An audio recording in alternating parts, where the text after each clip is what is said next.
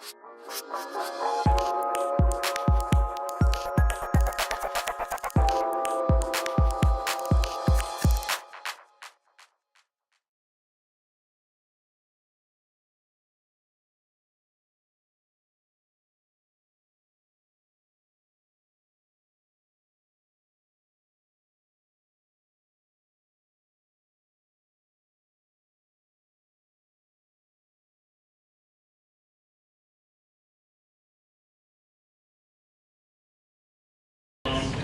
My name is Charlie Housholder. I moved up here 2 years ago, sorry, to work with a startup called Pyrus, and we developed blockchain technology for databases, and using blockchain to lock down and verify a database's data set so that any malicious attempt on the back end couldn't be done.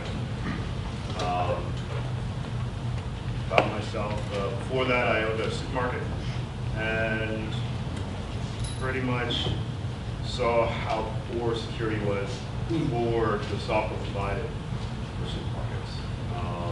That's what got me into doing security after that. And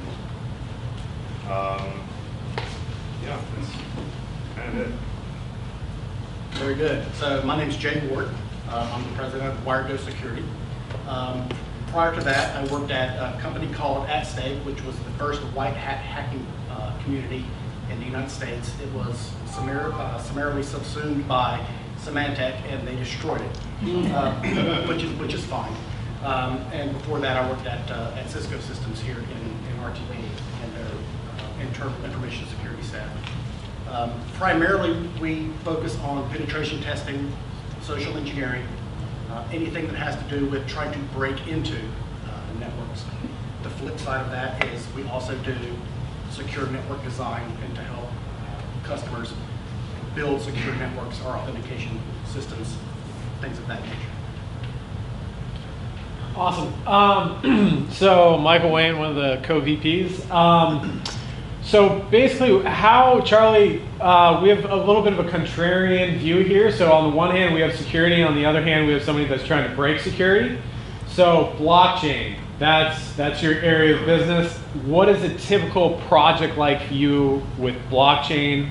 How do you essentially protect against white hat hackers or black hat malicious hackers? Not saying Jay is one or the other, but both. Indeed, indeed. Preventing hacks. So what you're doing is you're setting up a third-party verification. You can do it with a private chain or a public chain, such as Ethereum. And what you're doing is between the server and the client, you would go ahead and have a hash set. So let's say you're just going to use an RSA key set. You would hash your public key, and you would submit that hash to the blockchain, and you're already registered with that blockchain. So the data, let's say it's Ethereum, will go onto the blockchain, and it'll be anonymous because you have no registration that's being shown. It's just your personal hash key that's going up there, and then you're just putting the hash of the public key onto Ethereum. Then the server on the other side will go ahead and look for your hash. So you're going to set up some mechanism between the client and the server, and you'll go ahead and verify that hash with a third party, where the only way to register it is you are actually, well, you're the only person that can actually register it. So what that does, and I seem to beat it down all the time, it prevents a man-in-the-middle attack. And so now a person trying to do this man-in-the-middle can no longer actually spoof those certificates because there's a blockchain that can't be hacked. You can't change the data on the chain. So that's one of the biggest security issues that blockchain goes ahead and helps prevent. There's I find man-in-the-middle attacks to be few and far between, and there are other considerations that have to be in place, like you have to be on the same network generally in order to be able to affect such that type of condition.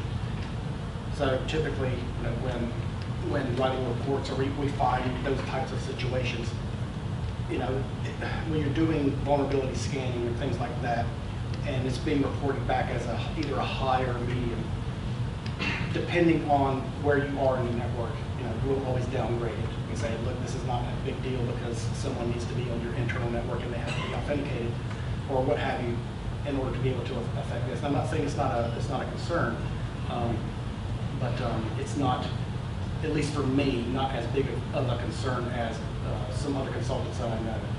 The vast majority of people that I know can't even do a man-in-the-middle attack. They can barely do a normal attack. So, and trying to spoof things is a little bit harder for most people. But what you talk about is extremely interesting insofar as protecting the data in a database. I am curious though how the blockchain would prevent someone from just extracting the data, not necessarily using it. Is the database, is it signed? I mean, is the database encrypted, or exactly what? I mean, how does that work? It's a great question. You can do both. Okay. You can use blockchain to verify the integrity of the data. So you have a data set you're running analytics on.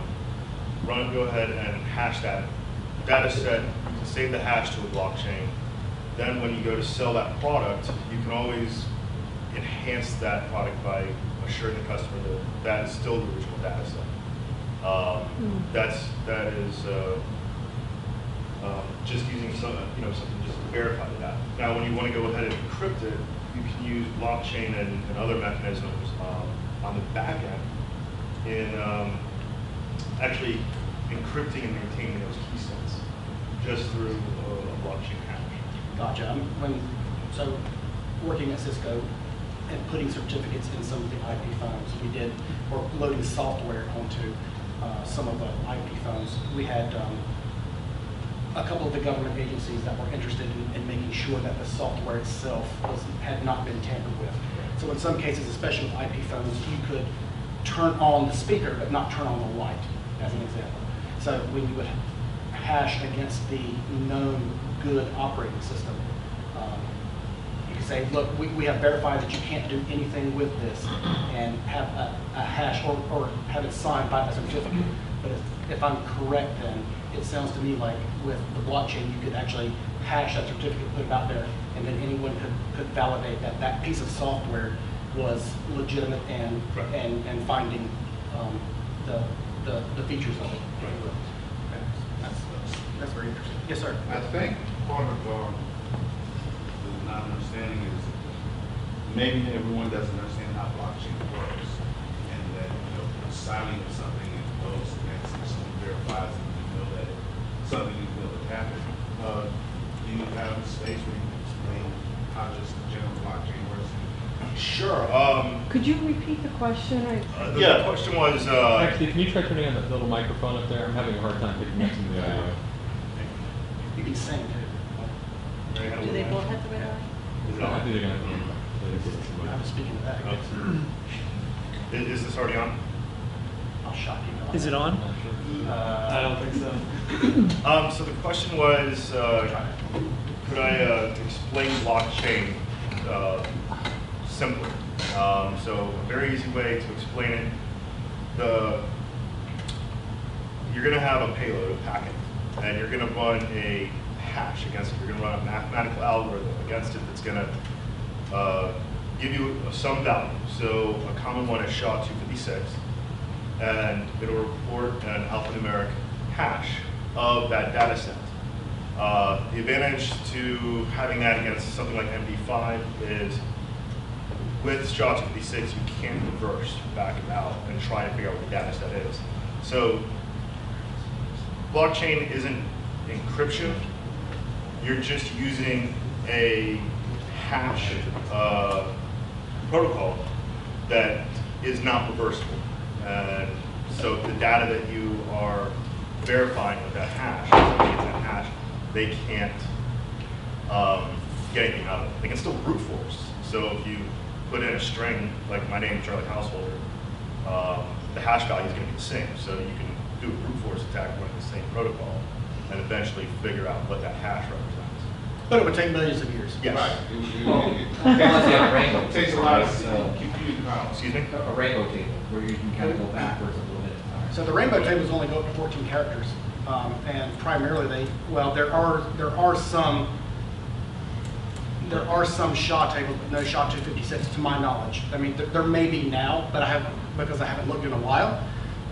But the vast majority of the rainbow tables are geared towards Microsoft passwords. So if I were to go buy a 50 gig rainbow table, it's not that expensive. Yeah, I'll give you a copy of mine if you want. Yeah, it's around, everyone can get it, contact me later. And I want to do, is there any specificity on the SHA requirement in terms of the hash requirement? Because if it's a 128, it's quite a bit different order of magnitude than a 256. It is. I think that the only thing that to my knowledge, the only thing they have in the rainbow tables is SHA-1. They may have SHA-2 these days, but at least the last time I looked, they did not have SHA-128, SHA-384, or SHA-256 for that matter, much less 512 and 1024 that are out there. So you could theoretically generate your own rainbow tables with a command line. But it would take a long, long time for all of those to complete. And isn't it also part of the blockchain, the chain part of it? Right. That's not just that you have it cash, but allow that you. Correct. Yeah, so to finish up his question, you have that hash, and then you'll have another payload come in. And you're going to take the hash of the previous file, and you're going to put it in that payload, and then you're going to hash that.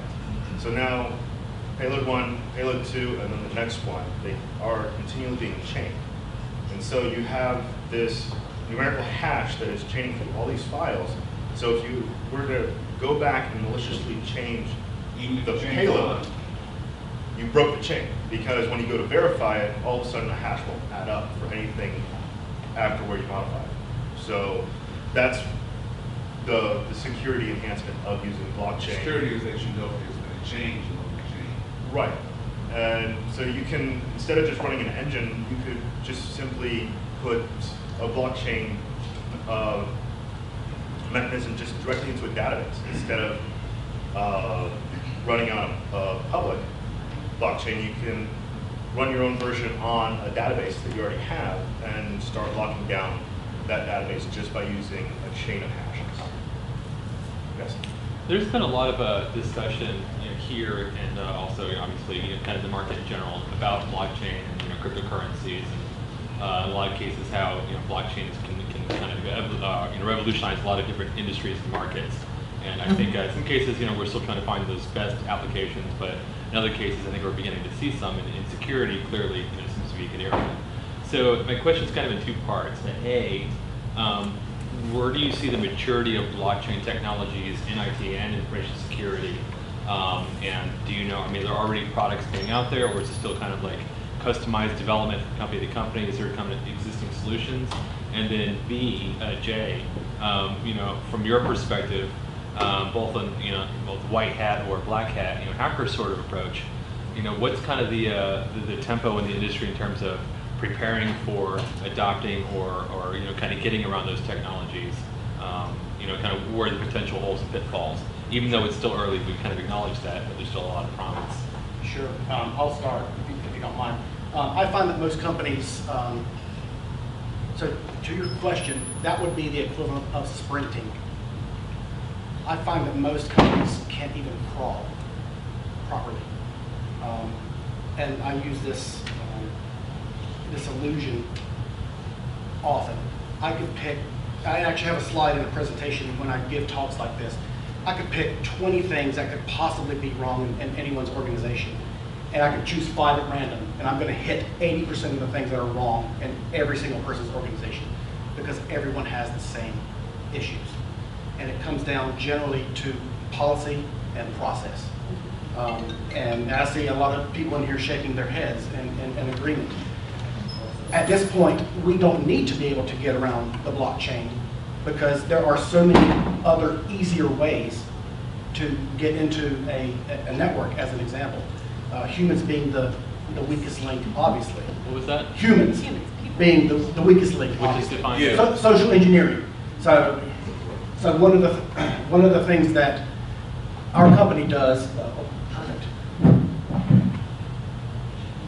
Perfect. So one of the things that our company does is social engineering in multiple different ways. So sometimes we will go to any organization and we'll pretend to be somebody that we're not, trying to get into a sensitive area, as an example. Or, as an example, we might have some malicious code on a USB key that we'll just throw in the parking lot that says payroll on it, or HR, or something like that. And you would be very surprised how many people will just plug it into their computer. I realize that the television program Mr. Robot may not ring bells with a lot of you in here. Oh, yeah.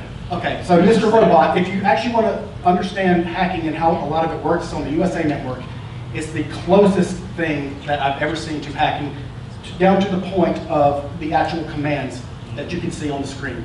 Because they have folks like myself that actually consult for the show. So if you actually want to understand what happens, then please, at least watch a couple of episodes of the show. I used to use the example of Sneakers, if anyone's ever heard of this movie that came out in 1991, when someone asked me what I did. So I remember when I told my mom years ago when I was going to work for Cisco, she said, the food company? Right? Because she was not educated on the fact about the technology company. But a lot of the techniques that are used in the show Mr. Robot are the exact same ones that we use. As a matter of fact, some of the techniques that they have used, I'm like, oh, that's pretty neat. Let me try that. Soon. I have an engagement coming up in a couple of weeks, and I've heard two great techniques that we will probably use within the coming weeks. But Robert, to answer your question, man, there's so many easier ways to get into a network through either applications or even the network, or just honestly walking into a building, which is something that something that I did recently for a company. I will say that it's much easier to do in the southeast than it is in the northeast, and that is largely due to culture differences. In the southeast, everyone wants to help you. Hey, how are you doing today? Great, I'm doing great. Look, I need to get into this room over here. Can you let me in? And most people I have found will let you in. In a lot of other circumstances, if you're carrying something heavy or something bulky, someone will let you in. They will open the door for you, especially in the southeast. In the northeast, completely different. What are you doing in my building? Who are you? Now, of course, when I talk, I don't have an accent at all, right? So if I go to New York City or something like that and I can't speak their dialect, then it becomes a little difficult for me to try to pass myself off as someone that belongs there. I will say, though, that the most effective means of getting somewhere is acting like you belong there. I have a great story which I will tell, maybe at some point later in the presentation, that will illustrate a lot of the weaknesses that we have discovered over the course of the past couple of years with respect to humans. Now, I hate lying. I hate it, and I'm not, as my wife would tell you, I'm not very good at it at all. But when I have to turn on that piece of my personality to play the role, I often feel horrible about having to lie to someone about who I am. But I've got a baby face, and I can get away with a lot of different things, especially if I happen to be carrying something.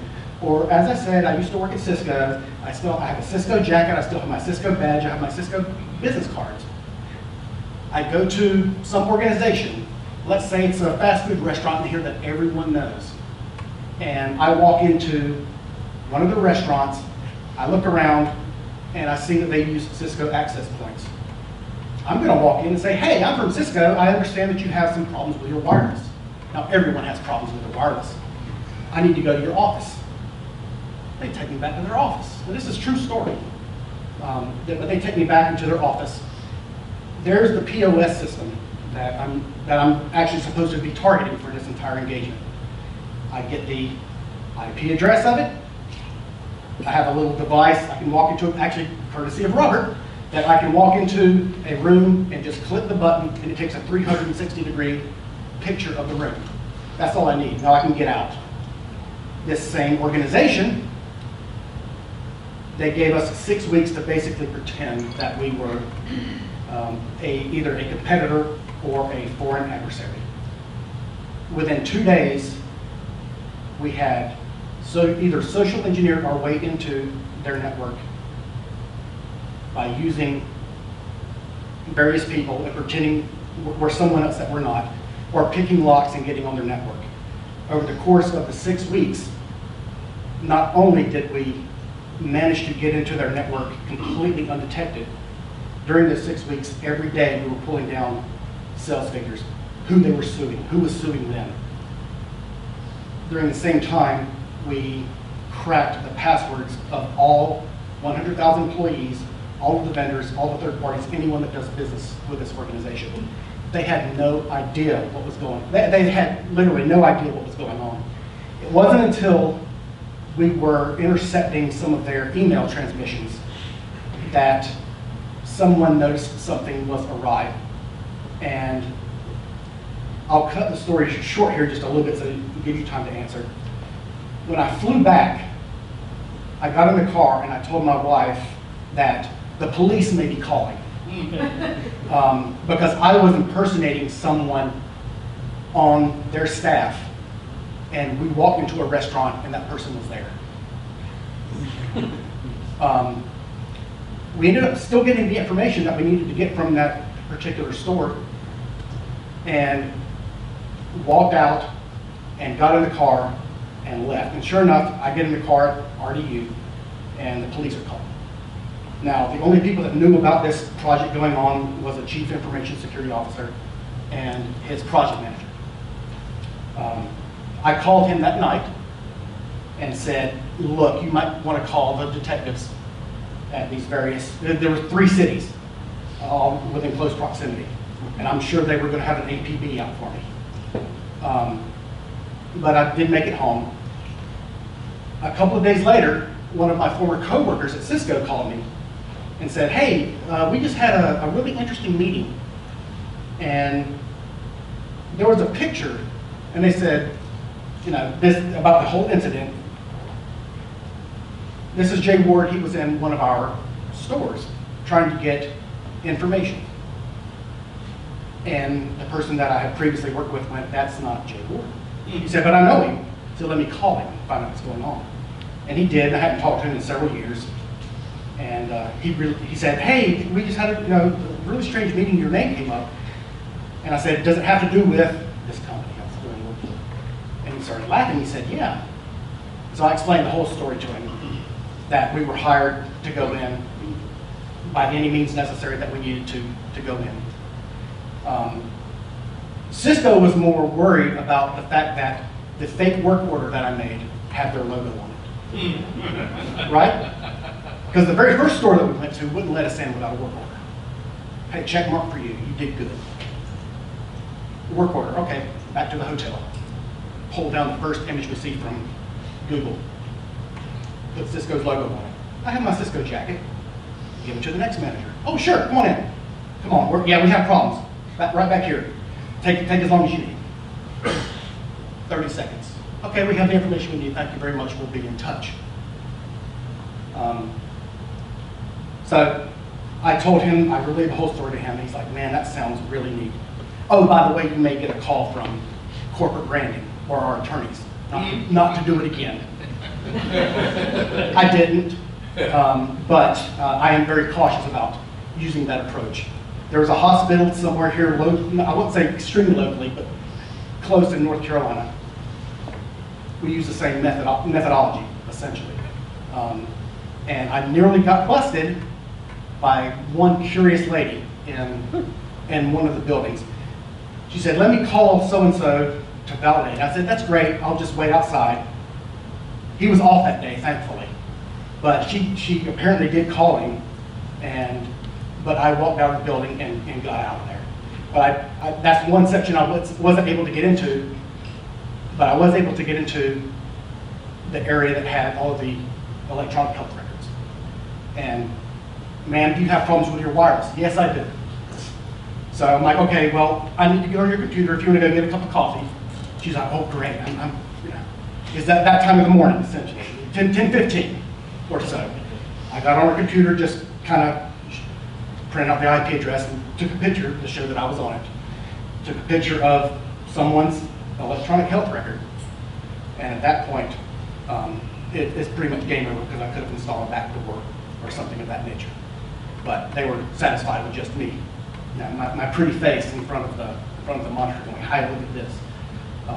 But I guess that answers your question about blockchain. I'm not worried about blockchain, Yeah. not right now. If the front door is closed and that's portcullis, you go to the back door. And Absolutely. Anyway. Did you forget the question? I'm sorry. I tend to ramble on. Somewhat. I kind of forgot it too. I think I was asking about, given that blockchain is kind of so prevalent, a lot of people are talking about it, looking at the future and potential. Are there, has the technology matured enough where there's existing solutions and tools to apply blockchain to security, or is it still kind of early in development towards more internal development and kind of experimentation at this point? It's still in the experimenting phase. The majority of people that I have talked to, when they realize that I work in blockchain, they think I'm working on a coin.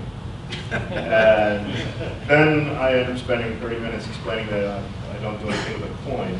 I work with just what those coins use as a mechanism to lock down their data.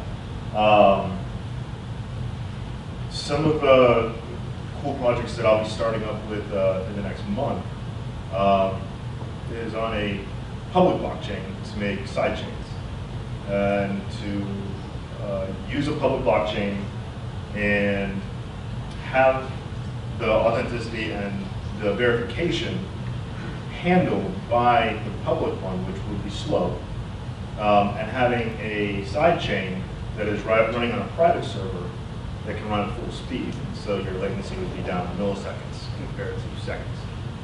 And so those are just, utilities and steps to work towards products that can go onto it. And the whole point of what I'll be doing is to inspire other programmers to see what they can actually do with blockchain. Create utilities, libraries, just make it easier to grasp how to use blockchain and not just see it as a coin. I run into that quite a bit also, that people mistake Bitcoin for blockchain. Yes. Because that was the first application that used it. So there's, I think, Rob, to your point, there's a large educational space that is void of really good information that the layman can understand. So when I write documentation, I literally write it as if my mother was going to read it. I mean, to the point of having screenshots and a big red arrow that says, click here. And I think that the space does not have that education out there yet. I think that a large part of it is coming, but for right now, it's primarily for nerds like us to understand and to play with.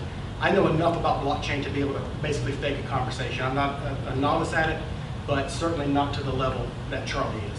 So, yes, sir. So my understanding for like Ethereum, since you're talking about coins, and the Bitcoin blockchain is that once it's mined or verified, that nobody can hack that. Is that, you guys believe that to be true? Nope. I disagree. If you have 51% of the computing power of all of the miners, now granted as of right now, that's probably easier to do than it will be in the future. That was one of the concerns about the Chinese, is that they were spinning up all these miners to try and have 51% or more of the market share or the computing power of blockchain. If you control that much, you can theoretically, and I do use that word theoretically, cause the chain to split. And I'm sure Charlie can speak much more intelligently about it.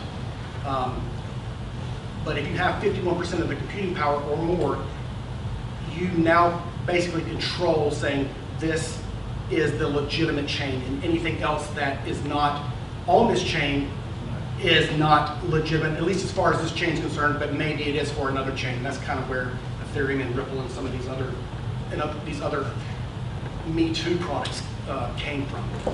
Am I generally correct in that Yes. statement? Okay. Yes.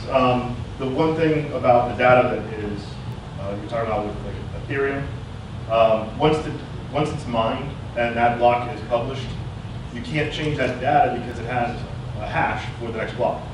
So that's what the blockchain allows. And for that public blockchain, it's a complete ledger, and everybody is continually verifying the chain. As far as a hard fork, so 51% you can, if you have 51%, you can force a hard fork. So it's a race, and for the miners are always racing to be the first to publish a block, and you don't. So you publish a block, and then everybody else verifies it. Yes. So 51% says yes, that's the next block. If you control 51%, you can make a block say anything you want, and then say yes, it's correct, even though the rest of the network didn't actually verify it or said no. We have 51% that said yes, and so that's the malicious attack that can happen. And it's easier now than it would be in the future, because as more miners come online, it becomes much more difficult to control 51% of the mining capacity that's out there. Yes, sir. Could you detect in that case where we're making this fork that the hash was incorrect? Yeah, Ethereum was forked on purpose. There's Ethereum and Ethereum Classic. And what happened was somebody wrote a smart contract, which is the logic contract that's inside Ethereum. It's very similar to Java. And somebody saw a little loop that they could go ahead and submit their own smart contract to modify that, because it was basically a voting mechanism that was in there, and it was holding, I think, six or 60 million. It was a lot of money that was sitting. It was created because Ethereum, there was basically the community was, one part of the community, 50%, said we have to keep going. Oh well, you lost all your money.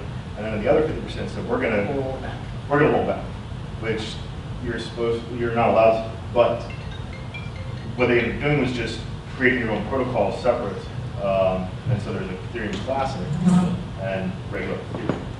So I guess what Charlie's saying is that you're likely to see a whole bunch more of different types of blockchains or coins potentially come out. I know there were a lot for a while. Then it kind of leveled off, and then I think it's probably going to start moving forward. At least that's my contention. I've never followed the actual coin offering, but it was pretty rampant last year. So if we assume that blockchain is used for the most amazing security protection process everywhere, and regular guys cheat by social engineering the backdoor, how realistic or viable is it to start looking at HR and security processes where blockchain is used for employee identification, make it a lot harder to actually kind of social engineer your way through? Because even though So to your point, that is one area that I see the blockchain as being very valuable, and that's in identity management or IDM, in being able to verify a user to be able to get onto the computer or to get into a building or the problem is the dependencies on this. So I have a device that I can stick in my backpack, and I can jump in a elevator with you, and it will clone your RFID badge, right? And then I can go and make as many RFID badges as I want, and no one's the wiser. The problem is with those RFID badges is that 95% of companies in the United States still use that same one. So blockchain itself is great, but as with anything that has to do with cryptography, it's always in the implementation and all of the dependencies of the system itself. So we attack the weakest system. In this case, if you're using a smart card or something like that, we would just clone it. So as an example. What are the typical weakest points for random business, bank, hospital, whatever that you might do a test on? People will believe just about anything you tell them, especially if you're dressed the part. We have done social engineering. We've done social engineering where we have gone in and pretended to be an exterminator and walked in and under a desk installed an access point that gave us access to their network.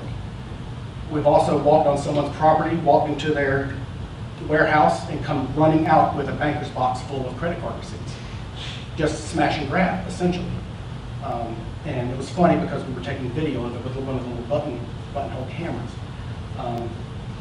And in the instance of a bank, if you come in and you can put on the persona that you're like from the FFDIC and that you're there for a surprise audit, and you walk right behind the counter without asking permission, it scares people. And all of these are actual cases that we've done. They will take you to the president's office or whomever. You walk right by the vault, completely wide open. You walk into the president's office, they're doing mortgage, whatever, or whatever it was. I don't remember at this time, but we just closed it, put it in a box, and walked out the back door with it. No one typically will question you. Yes, sir. I'm going to ask a question a little bit more topical, if that's Sure. okay. Absolutely. So 6 days ago, DEF CON came out. We had the first ever event where they actually tried to hack a voting booth type of system. There's a number of companies out there, Dial, Sequoia, there's another one as well, the third one I can't remember, but these companies were out there. In less than 2 hours, they broke into the system. It was a 14-year-old kid that did it in a matter of minutes. The Danish company broke in using an exploit from Microsoft XP that's been around for, I think, 14 plus years.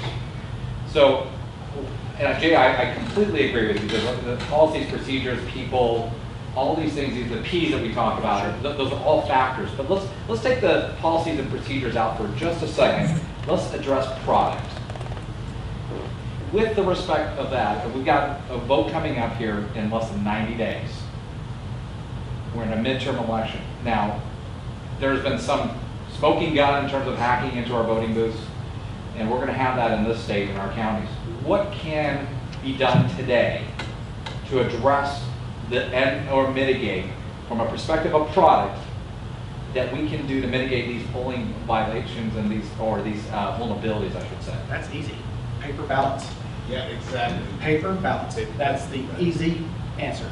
And so far as products, I don't advocate any particular product. The companies that we typically do business for have already invested a lot of money in their particular product or their preferred vendor. So we can work with just about anything. I will say though that a couple of the best products that I have seen with respect to like endpoint security, if that's what you're referring to, are Digital Guardian and Carbon Black. I think they're both fantastic products. But I can't tell you to buy one or the other or say one's better than the other.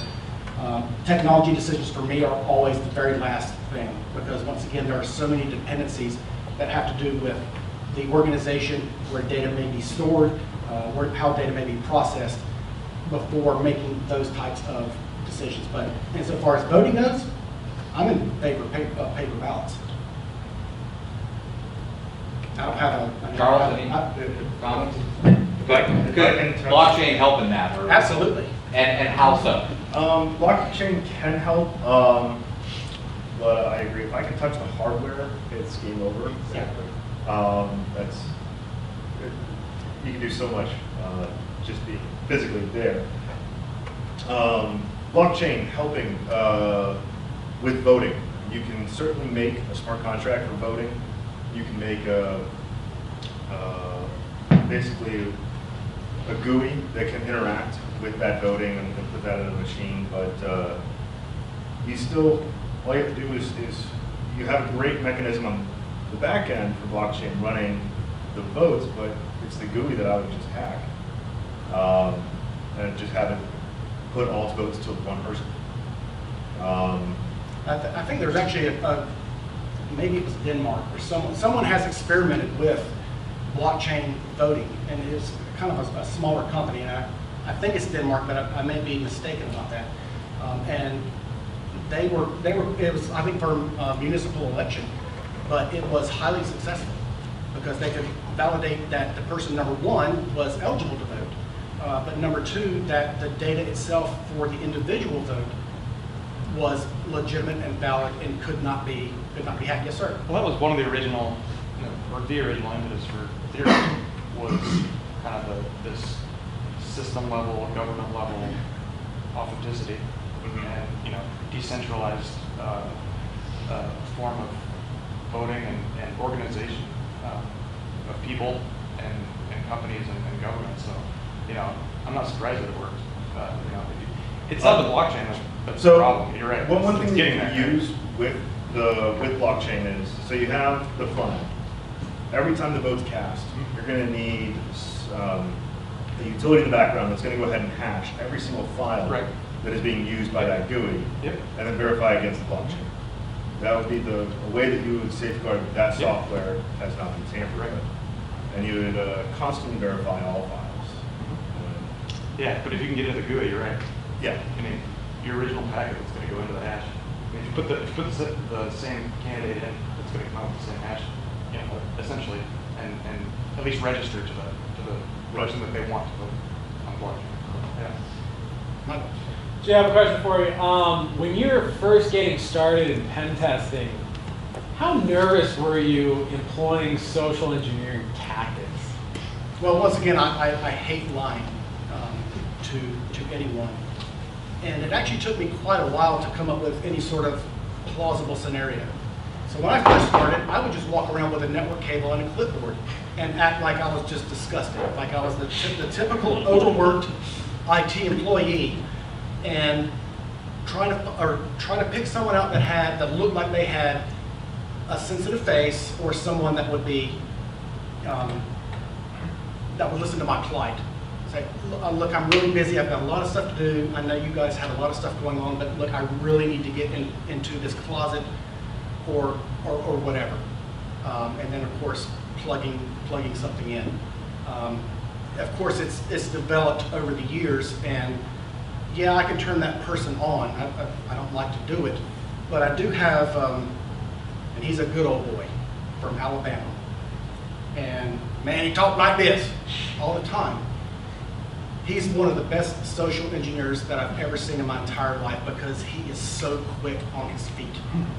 And honestly, that's kind of what it takes to have that skill set. And when someone starts questioning you or asking you, to have done your research and say, oh yes, so-and-so authorized us, and hey, maybe we even crafted an email and sent it to ourselves to make it look like, so we can show it to someone. And in general, they're good enough to fool frontline employees, at least to get us into the building, if we need that. Often we don't even need that. We'll just go to the smokers area and wait for someone to walk in and walk in behind them, right? And then going back to your story about social engineering into a local restaurant, or whichever it might have been, is the organization told after the fact, after a job well done by you and your crew, whoever that might be, intern Mike, are they told what just happened, or are they kind of just swept under the rug? It depends on the company. So the company that we did the work for, they also wanted to test their response process at the same time. The CISO wanted to see if it would get up to his level, and how quickly that it would take to do that once they first noticed something. When we did the final report, his response to us was, I'm very happy, but I'm also very sad. I'm very sad that this never got to my level, number one, but I'm very happy with the work you guys did. And as part of this project, we actually set off alarms unintentionally, but no security guards ever came to the area. And these were badged areas that you had to badge in and badge out of the building to get to at the world headquarters. And we set them off trying to get into the building. They never showed up. In doing some follow-on research, we discovered that the head of the audit committee was also the owner of the company that employed the security guards. So huge conflict of interest, right? And we did report that to the CISO. I don't know whatever happened with that or with the organization. I will say that CISO is at one of their competitors now, and he has called and wants to do the same type of test for their company because he was happy with the work. Yes. What's the best way for me and my company to make your life miserable and fail when you come to visit? If you don't notice someone, question who they are and why they're there. And if you don't believe their story, or they don't have a badge or whatever accoutrement that they're supposed to have, walk them up to the security desk. Me, I would have done my research and I would have taken a picture of a badge of someone and I would have created my own, because that's part of our process. But I will say that most people in my field, at least doing social engineering, are kind of lazy, and I've been accused of it as well in the past. But it's because it's typically so easy. You can just talk your way into any sort of situation or into any building, what have you. But if you don't recognize someone, walk them to the security desk or walk them out, or call someone that is the head of security or responsible for something like that. I will say that a company that's based out of Boston that has a local office here, I walked into their building one morning, no one said a word to me. I went and sat in one of their cubes. For some reason, I couldn't get my MacBook on their network. I have no idea why. And I said, hey, look, I gotta go home and get my Lenovo, and I'll be right back. And the dude wrote down his number and said, okay, here you go. Call me if you need to get back in the building. Now, when I walked in the first, I tailgated on somebody, stuck my foot in the door after he walked in the lobby. The second time, I just knocked on the door and someone let me in, and I just said, hey, how you doing? And just walked on by before they could ask any questions. But I mean, it really, if you act like you belong there, most people are not going to question you. Once again, especially in the Southeast, because we're just taught not to confront people. And most people have a problem with confrontation. Not me, but a lot of people do. Yes, sir. So I have a question for those that might be more programmers and aren't going to be in the social engineering area. Seen a lot of press lately about becoming certified ethical hackers, and there's classes to take or there's things to do. But if you want to get started, I've heard of events. So I'm certainly open to stuff, but if someone wants to get into the area or do something, I've heard about things like capture the flag events, red teams being sponsored. There's a lot of stuff you can do, and you can sit at home or sit somewhere and do something, and you don't have to be doing the social engineering aspect. So if you're a programmer or someone who wants to test out some skills or develop something in an area, it could be a future thing you do, job or consulting. If you wanted to get into it, what's something you'd recommend where they can start off with the intention of developing this into a career? If you are a programmer, I would suggest that you go do a Google search. I think it's called WebGoat. WebGoat. So it is an application that has, and I think you can spin it up in a VM. Okay. But it is an application that has known vulnerabilities in it. And it's basically a capture the flag in an educational type scenario where it gets progressively harder to look at the code or to decompile it, whatever it happens to be, in order to get to the end. But that's actually quite good, at least as an initial resource. I think some of the best security testers are former programmers because they understand how the code works. I can do when I was younger I did coding, but I haven't done any in a long time. I can still tinker around and do some of the things that I need to do. But the people that are really good programmers, they can take a look at something and say, oh, I can figure out how to get around this. I know, I could argue either side of the certification track. The most competent person in the world that I know doesn't have a single certification. The flip side of that is I know multiple individuals that have the entire alphabet behind their last name, and I wouldn't let them touch my name. It really is up to the individual. some people will only go to try to get the certification to try to make more money. They don't exactly understand the concepts behind getting the certification. So the flip side of it is that if you are going to do your taxes, you're going to go to somebody that's a CPA, not just someone that has an interest in taxation. Yes, sir. I just want to add, because this is like my area of expertise, is what I do. So where you want to go is, they have a place that's sponsored by CompTIA. It's called CyberSeek. If you guys are familiar with NIST and NICE, so CyberSeek is a site that you can go to that tells you all about the IT field and where the jobs are and how to get into it. The other thing is you want to get into cyber ranges. When you're talking about the attacks that, I'm also an instructor at Wake Tech, so they have cyber ranges where the students come and they play and they intrude. We actually had to change our network because I set up our first cyber range, and we had a bunch of students that hacked our network, which, they were there. I was teaching them how to hack, so they obviously, I don't know if I should be happy or mad. I'm sorry. Oh, no. That's great information. Yes, ma'am. So my question is, have you been thwarted? Have you actually been unsuccessful? And what were the circumstances around that, if so? I mean, maybe it was in the north.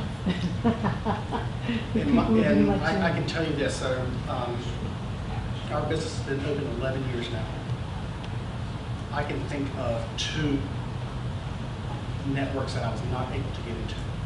And what were the circumstances around that? Well, one of them one of them was being protected by a former mentor of mine. When I first started, and this would have been, I guess, back in 1997, he taught me a lot of what I knew about information security in general, but specifically about hacking. And this was actually recently. He called me and said, hey, he worked at another company now. He said, hey, we need some penetration testing done. I'm like, sure. I called him after 3 days of trying, and I'm like, dude, what do you have in place? Because I can't even get basic information back from your network to be able to even craft any sort of scenario for me to be able to get in. The other one is actually an energy co-op here in North Carolina. I largely had the same experience there. Cisco has a wonderful product called Cisco ICE. The problem with Cisco ICE is that it is very rarely implemented properly. I will say at this particular co-op that it was implemented spectacularly. I did everything in my power. Actually, there were 3 of us working on this project, and we did everything in our power to get onto their network. After a week, we legitimately had to call our liaison and said, please add our MAC address to Cisco ICE so that at least we can get on your network to be able to test it. Of course, we noted it in the report. Those are the only circumstances that we have failed either through network application or social engineering in getting into a network. And one was recently, and the other one was a couple of years ago. So have you ever had any defense customers? Customers in the defense industry? Yes. Yes. Surprisingly, let's say surprisingly that the government contractor, the government agencies are some of the easiest to get in. You getting sleep at night? Pardon me? You getting sleep at night after that? I do. But obviously the hardest ones to get into, at least in my experience, have been financial and healthcare. Not that they're not impenetrable, but they are the hardest ones to get into. Yes, sir. I just have a real quick question concerning hardware and software. Stuff that's by itself, it's not connected to any network, you can't really get into it. because it's just not reachable. And a lot of the stuff is done, hacking, and it's done through communications, through email and through the internet. If you were to take the hardware and split it into 3 parts, say like 3 different motherboards, one for communication with the internet, and only that, nothing else. The other one was like email and USB ports or something like that, but nothing else, and everything else was separated in third thing, to where the only way anything that came in from communications-wise through the internet or through email or anything like that had to be cleansed, had to go through all the processes done on that once before it could go out anywhere else. Would that help any, or do you know of anything that does anything similar to that? Or because just cleaning up communications, Yeah. connecting communications to everything else is really going to look. So I think, I will tell you that I don't, in your scenario, I do not have the skill set to be able to compromise that. I will say I can see a couple of different ways that it could potentially be attacked. If you're, based upon your conjecture, it would be, you would have to attack it over some sort of bus that attaches all 3 of these things in some sort of microcode. And that's not a skill set that I have. Do I know people that have that? Sure.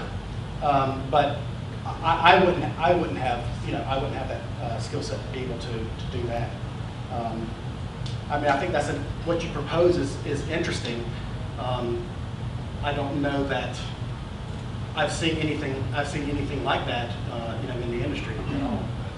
Please forgive me again, but what you would have to do is ask the Iranians about what air gap is. Even air, It's been done. yeah, even air gap's is not foolproof. I mean, through Van Eck transmissions, back when the original book, Information Warfare, was written, one of the ways that the Israelis hacked someone is that they wrapped wires around the hot water pipes that went through the building. And the transmissions went much easier through the hot water pipes than the cold water pipes, and they were actually able to view things on the screen. Just last year, I think it was last year, the Israelis once again showed that a computer in another room, not connected to the internet or anything like that, they could find transmissions coming from it, and they could reproduce it on a computer in a whole other room based on frequency coming from the motherboard chips of all things. Things that are really high, much higher on the plane than I would ever think of. So a computer by itself. The only secure computer is the one that's turned off. How about that? The one that's turned off It's pretty useless. Yeah. U.S. government's done it too, across the air gap. Oh, yeah. Vault 7, did anybody read all the Vault 7 stuff last year? Say again, I'm sorry? Vault 7. Oh, yeah.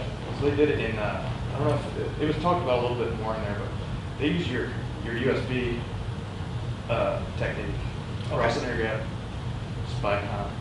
I've read So, reports. I've read reports of where the Israelis have been able to take the blinking LEDs on routers and be able to extract data from it. I mean, that's scary. It wasn't long ago. Yeah. We had Cal Grade 2s. Yeah. For screens, right? Sure. And so you were within, I think it was 3 meters, and you could actually see what the emulations are on the screen. Right. And it was that also with the Ethernet, with coaxial or any kind of Ethernet, if it wasn't shielded. Right. It was unshielded twisted pair. You could actually, clip on something and you can actually see everything going through it. Like if you can get to a ATM machine a short time after someone has punched in your key code, Right. you can see the I do that with my wife's phone all the time. I know the pattern. Just clean it, put my breath on it. You touch your key code. I know the pattern. First one you did is colder than the last one you did. Yeah. And you can see the pattern that they took on there. Oh yeah, you can do a heat. I can see it. Yeah, even better than that. So I used to work at one of the banks here locally. This would have been back in the late 90s. And I found a flaw in the ATM machine.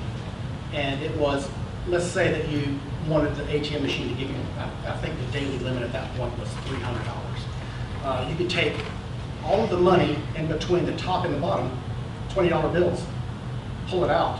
But since the top and the bottom ones hadn't moved and hadn't triggered the sensors, it would pull it back in and you'd have, what, $260, and it wouldn't debit anything from your Making account. money. Yeah. But it That's comes in from your a. Swiss account, right? Pardon me? I said that's in your Swiss account. No, no ma'am, no ma'am. I don't have anything like He that. transferred it over to Bitcoin. Right, the answer to that is that camera turned on? Yeah. I have a question. Yes, ma'am. So now you see a lot more of this two-step authentication, right? Are you who you say you are? This is an unknown IP or unknown device. Let me text you a 5-digit code to your cell phone number that's registered. Highly insecure. Yeah, versus biometrics. So compare Biometrics even worse. Because I want to be able to like facial recognition, retina scan, so I don't have to remember passwords and create insecure passwords. And humans are the weakest link in They this are. security chain. Talking about two-way So- factor authentication versus future of biometrics, and So, are they secure or not? no, biometrics are absolutely not secure. They Is are, someone going to cut my finger off? no, it's mathematical. And I would encourage you to go to Wikipedia and look up birthday attack. And I'll give you a real easy example. Okay. Can just as a thought experiment, how many people do you think that it would take to be in a room for 2 of them to have the same birthday? How many people there April are? 18th, raise your hand. Just take a guess. 100. 23. 23. And the mathematics aren't extremely hard, but it's the inverse of the square root of It's an algorithm. yes, it's an algorithm. So biometrics are extremely fallible when it comes to false positives and false negatives, because they only have to match a certain number of points to allow you in. And it's really easy to take a gummy bear and stick it on someone's fingerprint and then go stick it on a biometric reader, and it will typically, at least the older versions, will let you in. Now some of them have heat sensing on it as well, so it doesn't work very well with the gummy bear attack. But it does work very well with Scotch tape, because you can just put your finger behind it or something that's warm behind it, and it will typically let you in. Two-factor authentication, or multi-factor authentication, I should say. There was just a report that was released, I want to say within the past couple of weeks, and it's been known that the whole texting you a number is really insecure. But a lot of people, my bank still does it. Yeah. My bank still does it. But I think that it's close, for me it's close enough because I don't have the money. But the encryption, the A5 encryption algorithm for cell phones has been broken for years, and they never wanted to fix it. And cell intercepts for those types of things and can be triggered by anyone trying to get in. Please send me a password reset. But within the past couple of weeks, a report came out where that exact scenario happened.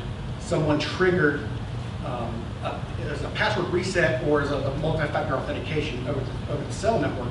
They intercepted it, logged into the customer's account, and withdrew $8 million or something like that, or transferred $8 million or something like that. And That much money in their bank? well, it was a business. But what's the bank going to do? Oh, we followed our due diligence. Right. Tough cookies. Got time for one more question? Except for Robert.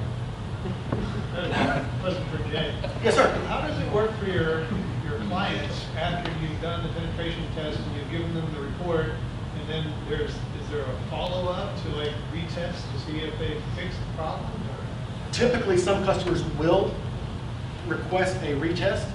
I will say this, in my experience, the companies that have enough foresight to even do any sort of vulnerability assessment or penetration test, never, I won't say never, but it's rare that they actually budget money for remediation, whether that is personnel or appropriate technology.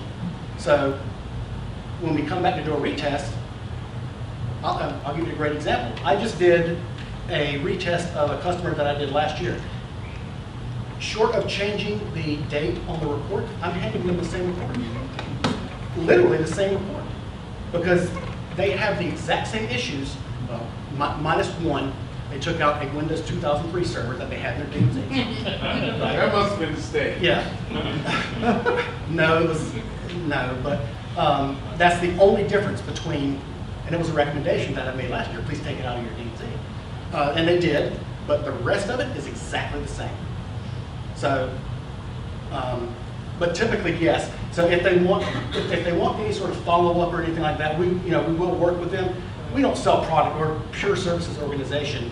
And like I said earlier, most companies have already decided who their vendors are going to be, and they don't typically want to change vendors unless they have some real heartache with them or some really bad intrusions. But most places don't have the foresight to plan for remediation. But typically in our reports, and I was talking to someone earlier, when we make a recommendation to fix something, in a lot of cases we'll actually give them the code to fix it. Here's what you need to do on your IIS server. Here's what you need to do on your Apache server. Just as an example. But in a lot of cases, everyone is so busy with trying to keep the business running, no one wants to put on the other hat for remediation. And it's about 50-50 if companies, in my experience, if companies have any sort of deployment software that's actually deployed properly. So, or in some cases, they don't even have a change window or a freeze window or anything like that where you can actually do maintenance. So, because they have to be up 24/7, or at least that's what they say. They don't have occurrences of ransomware or? Some of them do. Some of them do. One of my recent customers had ransomware, and they were in a known bot database. They had no idea that it was even occurring. And but once we did some work, we're like, hey, this server over here, you should probably take it off the network. And but literally, they had no idea that it was going on with their network.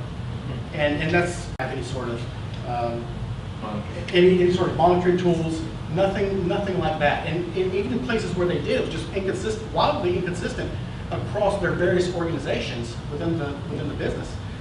So some places did better than others, but there was no way to aggregate that data and to have a single pane of glass and go, hey, you know what, there might be something happening here that we need to take a look at.